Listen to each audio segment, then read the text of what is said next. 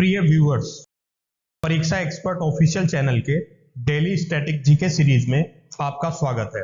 इस सीरीज में हम प्रतिदिन आपके लिए UPSC, state PSC, SSC, RRB banking तथा विविध परीक्षाओं से संबंधित 10 प्रश्न व्याख्या सहित लेकर प्रस्तुत होंगे। हम आशा करते हैं कि ये प्रश्न आपकी परीक्षाओं की तैयारी में सहायक सिद्ध होंगे। चलिए शुरू करते हैं पहले क्वेश्चन से। नीचे दो कथन दिए गए हैं, एक अभिकथन ए तथा दूसरे को कारण आर कहा गया है।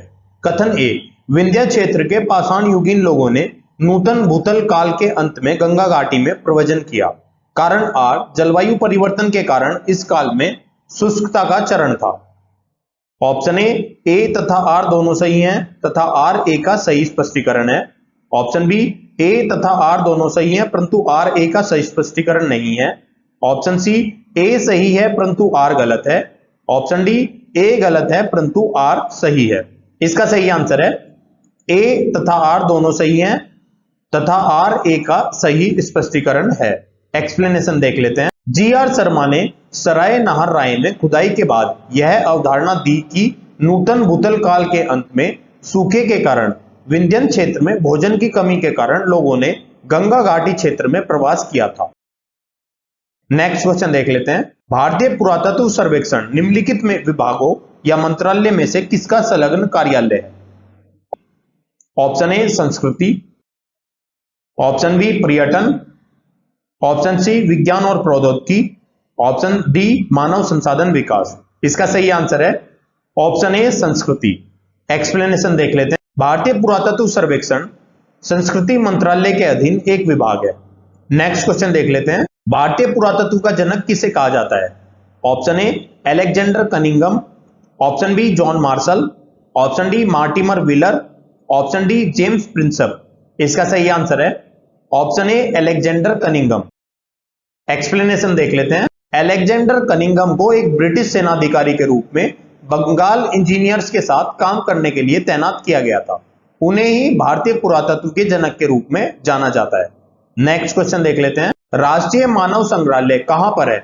Option A Guwahati, option B Bastar, option C Bhopal, option D Chennai. इसका सही आंसर है ऑप्शन सी भोपाल। एक्सप्लेनेशन देख लेते हैं। राष्ट्रीय मानव संग्रहालय, जिसका नाम बदलकर इंदिरा गांधी राष्ट्रीय मानव संग्रहालय कर दिया गया है, भोपाल एमपी में स्थित है। यह भारत सरकार के संस्कृति विभाग के अंतर्गत स्वायत्त शासी संगठन। नेक्स्ट क्वेश्चन देख लेते हैं। मानव समाज विलक्षण है क्योंकि वह मुख्यतः आश्रित होता है। ऑप्शन ए संस्कृति पर, ऑप्शन बी अर्थव्यवस्था पर, ऑप्शन सी धर्म पर, ऑप्शन डी विज्ञान पर। इसका सही आंसर है ऑप्शन बी अर्थव्यवस्था पर। एक्सप्लेनेशन देख लेते हैं। मानव समाज विलक्षण या विशिष्ट होता है क्योंकि वह मुख्यतः अर्थव्यवस्था पर आश्रित होता है। अर्थव्यवस्था में जैसे जैसे परिवर्तन होता जाता है वैसे वैसे समाज परिवर्तित होता जाता है, जैसे खाद्य संग्रह, कृषि उत्पादन, उद्योग आदि। अर्थव्यवस्था में जैसे जैसे परिवर्तन होता गया, सामाजिक व्यवस्था उसी अनुरूप में बदलती गई। संस्कृति, धर्म, विज्ञान आदि अर्थव्यवस्था में उत्पादन के साधनों में परिवर्तन के अनुसार ही परिवर्तित होते रहते हैं। नेक्स्ट क्वेश्चन देख लेते हैं। हड़प्पा निम्नलिखित में से किस सभ्यता से संबद्ध है? ऑप्शन ए सुमेरियन सभ्यता, ऑप्शन बी सिंधु घाटी सभ्यता, ऑप्शन सी वैदिक सभ्यता, ऑप्शन डी मेसोपोटामिया सभ्यता।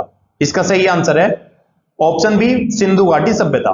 एक्सप्लेनेशन देख लेते हैं। हड़प्पा नामक पुरास्थल सिंधु घाटी सभ्यता से संबंधित है।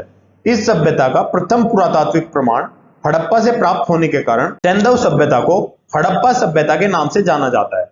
कालानुक्रम की दृष्टि से यह सभ्यता मिस्र एवं मेसोपोटामिया की प्राचीन सभ्यताओं के समकालिक। नेक्स्ट क्वेश्चन देख लेते हैं। सिंधु सभ्यता संबंधित है ऑप्शन ए प्राग ऐतिहासिक युग से, ऑप्शन बी आद्य ऐतिहासिक युग से, ऑप्शन सी ऐतिहासिक युग से, ऑप्शन डी उत्तर ऐतिहासिक युग से। इसका सही आंसर है ऑप्शन बी आद्य ऐतिहासिक युग से। एक्सप्लेनेशन देख लेते हैं। सैंधव सभ्यता आद्य ऐतिहासिक काल की सभ्यता है क्योंकि यहां पर लेखन कला का ज्ञान तो है किंतु अभी तक इसे पढ़ा नहीं जा सका है, अतः इतिहास निर्माण में इसका प्रयोग नहीं किया जा सकता है। नेक्स्ट क्वेश्चन देख लेते हैं। सिंधु घाटी की सभ्यता गैर आर्य थी क्योंकि ऑप्शन ए वह नगरीय सभ्यता थी, ऑप्शन बी उसकी अपनी लिपि थी, ऑप्शन सी उसकी खेतिहर अर्थव्यवस्था थी। ऑप्शन डी उसका विस्तार नर्मदा घाटी तक था। इसका सही आंसर है ऑप्शन ए वह नगरीय सभ्यता थी। एक्सप्लेनेशन देख लेते हैं। सिंधु घाटी की सभ्यता गैर आर्य मुख्य रूप से इसलिए थी क्योंकि वह नगरीय सभ्यता थी, जबकि आर्य सभ्यता ग्रामीण। नेक्स्ट क्वेश्चन देख लेते हैं। सिंधु घाटी सभ्यता को आर्यों से पूर्व की ओर रखे जाने का महत्वपूर्ण कारक है। ऑप्शन ए लिपि, ऑप्शन बी नगर नियोजन, ऑप्शन सी तांबा, ऑप्शन डी मृदभांड। इसका सही आंसर है ऑप्शन डी मृदभांड। एक्सप्लेनेशन देख लेते हैं। सिंधु घाटी सभ्यता लिपि, ज्ञान और नगर नियोजन आदि के संदर्भ में प्रारंभिक आर्यों से अधिक विकसित थी।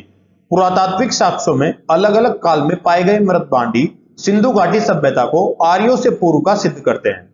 काले रंग की आकृतियों से चित्रित लाल मृदभांड जहां हड़प्पा सभ्यता से संबंधित है, वहीं धूसर एवं चित्रित मृदभांड आर्यों से संबंधित माने गए। नेक्स्ट क्वेश्चन देख लेते हैं। सिंधु घाटी संस्कृति वैदिक सभ्यता से भिन्न थी क्योंकि ऑप्शन ए इसके पास विकसित शहरी जीवन की विशेष सुविधाएं थी, ऑप्शन बी इसके पास चित्रलेखीय लिपि थी, ऑप्शन सी इसके पास लोहे तथा रक्षा शास्त्रों के ज्ञान का अभाव था, ऑप्शन डी उपयुक्त सभी।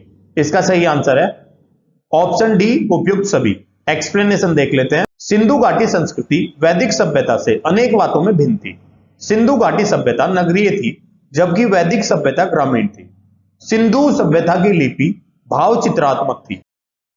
वैदिक सभ्यता के लोग लोहे और रक्षा शास्त्रों के ज्ञान से युक्त थे, जबकि सिंधु घाटी की सभ्यता में लोहे के ज्ञान का अभाव था। नेक्स्ट क्वेश्चन देख लेते हैं। प्रिय व्यूअर्स, हम आशा करते हैं कि ये वीडियो आपको अच्छी लगी होगी। कृपया अपने फीडबैक एवं सजेशंस कमेंट बॉक्स में दें। हम आपके सजेशंस के अनुसार वीडियो को और बेहतर बनाने का प्रयास करेंगे। इस वीडियो की पीडीएफ प्राप्त करने के लिए आप हमारे टेलीग्राम चैनल से जुड़ सकते हैं, जिसका लिंक वीडियो के डिस्क्रिप्शन में दिया गया है। आप हमारी वेबसाइट www.parikshaexpert.com पर जाकर किसी भी एग्जाम की टेस्ट सीरीज ज्वाइन कर सकते हैं।